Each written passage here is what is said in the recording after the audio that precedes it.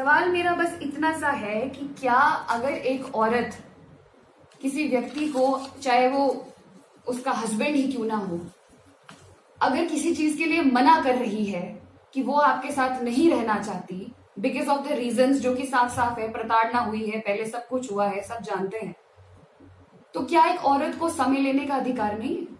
क्या एक औरत को सोचने का अधिकार नहीं है? क्या एक औरत उस पशु की तरह है जो खूंटे से बांध दी गई है और अगर वो पशु कहीं चला जाए चरने तो उसे हाँक के वापस ले आओ कि तू मेरी प्रॉपर्टी है? डिस्ट्रिक्ट कोर्ट में भी डिले के टैक्स हुए सेपरेशन के लिए, हाई कोर्ट में वो केस अब जो है अप्रैल तक लटक चुका है। ये सारी की सारी स्टॉकिंग, हैरेसमेंट, जितनी भी चीजें मेरे साथ हुई हैं, दिसंबर में मुझे मजबूरन इनके खिलाफ रिस्ट्रेनिंग ऑर्डर लेना पड़ा है। मैंने रिस्ट्रेनिंग ऑर्डर के लिए अप्लाई किया है 14 तारीख को, अभी जो 14 जनवरी है यानी कल, जुडिशियल मैजिस्ट्रेट फर्स्ट क्लास धर्मशाला में जो है वहां पे हियरिंग है श्रीमान जी की। तो मुझे इस मोमेंट पे इस यहां तक आना पड़ा because of him. My point is कि मैं कुछ भी कर लूं, मैं अपने आप को कैसे भी जोड़ लूं, मैं कैसे भी चलने की कोशिश करूं, बट मैं डिग्निटी के साथ इस समय जॉब नहीं कर पा रही, मैं ट्रेनिंग नहीं कर पा रही, मैं परेशान रहती हूँ क्योंकि पब्लिक का नैरेटिव अपने आप में डिसाइड किया हुआ है। मुझसे जितनी बार मिलने की कोशिश की गई, फोटोज खींच ली गई, ये दिखा दिया गया कि सब कुछ ठीक है। आप श्रीमान जी की डीपी चेक करेंगे तो उसमें फोटोज ऐसी ऐसी हैं, पुरानी नहीं, ये दिखाने के लिए कि हम दोनों साथ हैं, हम दोनों ठीक हैं। ये सब क्यों हो रहा है? अगर ठीक है तो आज के वक्त में आप लोगों के सामने क्यों बैठी हूं? अगर वो इतने सभ्य और इतने सुशील हैं, अभी उन्होंने कुछ समय पहले अपॉलॉजी भी आप लोगों ने देखा होगा, ऑनलाइन डाली है, अगर वो इतने सच्चे हैं तो आज मैं यहां क्यों हूं?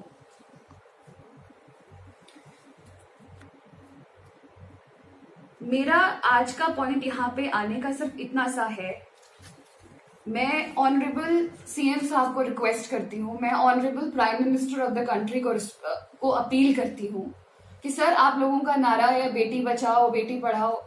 सर, बेटी को बचाएंगे, बेटी को पढ़ाएंगे भी, पर बेटों को समझाना बहुत जरूरी है। अगर बेटे कुछ गलत कर रहे हैं, हैरेसमेंट कर रहे हैं, उनको समझाना, डांटना बहुत जरूरी है सर, बहुत जरूरी है, क्योंकि मनमानी नहीं हो सकती सर। जो पावर का अब्यूज धर्मशाला में हो रहा है, मैं नहीं जानती कितनी लड़कियां हैं, मैं तो शायद भगवान की कृपा है कि मैं बोलने की हिम्मत रखती हूँ, लेकिन बहुत सारी लड़कियां हैं जो बोलती भी नहीं है उनके साथ क्या क्या हो रहा है, वो सिर्फ सहन कर जाती है। और वो क्यों? क्योंकि पावर में है व्यक्ति, उनके खिलाफ कोई भी नहीं बोलेगा। मेरे तक ये मैसेजेस आए जा रहे हैं कि तुम मीडिया में जाओ, तुम चाहे पुलिस में जाओ, तुम जहां मर्जी जाओ, अब बचा ही क्या है? क्योंकि डर ही नहीं है, डर ही किसी बात करने की, कोई उनको कोई बोलेगा। I appeal to honourable CM and PM, please इस प्रकार का जो पावर अब्यूज है उसे रोका जाए, चाहे वो धर्मशाला में है, चाहे वो हिमाचल में है, चाहे वो कहीं पे भी है। और एक और बात, I appeal to public as well, कि एक औरत बहुत कुछ सोच के समाज में सामने आती है, तो जब वो बोलने की हिम्मत रखती है तो आप उसकी इस हिम्मत को तोड़े ना। जब ये इंसिडेंट हुआ था तो उस समय लोगों ने कहा कि पहले मार खाई थी तो पहले क्यों नहीं बोले, फिर लोगों ने कहा कि अब मार खाई है तो अब वापस क्यों नहीं जाते। मतलब हर सिचुएशन में एक औरत को ही कॉम्प्रोमाइज के लिए बोला जाता है, एक औरत को ही एडजस्टमेंट के लिए बोला जाता है।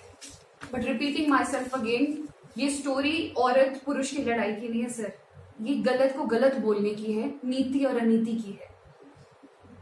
जितना हक श्रीमान को अपनी लाइफ में आगे बढ़ने का है, क्योंकि मैं उनको जाके परेशान नहीं कर रही हूँ, मैं उनको प्रेमिसेस में जाके एंट्री नहीं कर रही हूँ उनकी, वो जहां भी वो मीटिंग्स ले रहे हैं या जो कर रहे हैं, मैं रात को जाके उनके दरवाजे नहीं बजा रही हूँ। तो मेरे साथ भी ये नहीं होना चाहिए, मेरे साथ क्या किसी के साथ भी नहीं होना चाहिए। तो मेरी बस इतनी सी अपील है, सभी जितने भी हमारे बड़े बुजुर्ग हैं जो इस प्रकार के पावर अब्यूज को रोक सकते हैं तो जरूर रोके, क्योंकि हम बहुत गलत मैसेज जो है वो समाज में दे रहे हैं। क्योंकि ये लोग चलो मैं औरों की बात नहीं करूंगी, श्रीमान जी दुनिया में जाके अच्छा चेहरा दिखाते हैं, लेकिन पीठ पीछे जो चीजें मेरे साथ हो रही है, अगर मैं ये नहीं बोलूंगी तो मेरा पर्पस डिफीट है हर चीज का।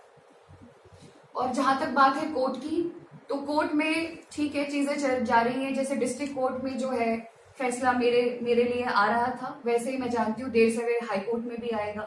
मैं जानती हूँ, मुझे पूरा विश्वास है। जुडिशरी की independence is a basic structure doctrine in the constitution, तो मैं जानती हूँ कि वो देर सवेर फैसला होगा। लेकिन फिर समाज के सामने सच्चाई खुल के रखते हैं ना, पीछे से नैरेटिव कुछ और है, आगे से कुछ और है, सब कुछ मैनेज है। क्योंकि मैं तो आज अकेली हूँ यहाँ। इस प्रेस कॉन्फ्रेंस के रिलीज के बाद मैं जानती हूँ महाशय की सारी टीम जो है वो लग जाएगी इस चीज को संभालने में। कई लोग मुझे गालियां देना फिर शुरू करेंगे, पर मैं सिर्फ इतना बोलना चाहती हूँ कि जब इस बार आप गालियां लिखें तो प्लीज एक बार अपनी माँ का चेहरा जरूर याद रखना। इस बार आप गालियां लिखें तो अपनी बेटी का चेहरा जरूर याद रखना कि मेरी जगह आपकी बेटी भी हो सकती थी। मेरा जब फिजिकल अब्यूज खत्म हो गया तो साइकोलॉजिकल अब्यूज शुरू हो गया। मेरी शादी की वीडियोस, मेरी पुरानी नई वीडियोस जनाब अपने दोस्तों के थ्रू यूट्यूब चैनल पे लॉन्च कर रहे हैं। क्यों? क्या दिखाना चाह रहे हैं? ये एक सभ्य इंसान को शोभा नहीं देता। तो इन दी एंड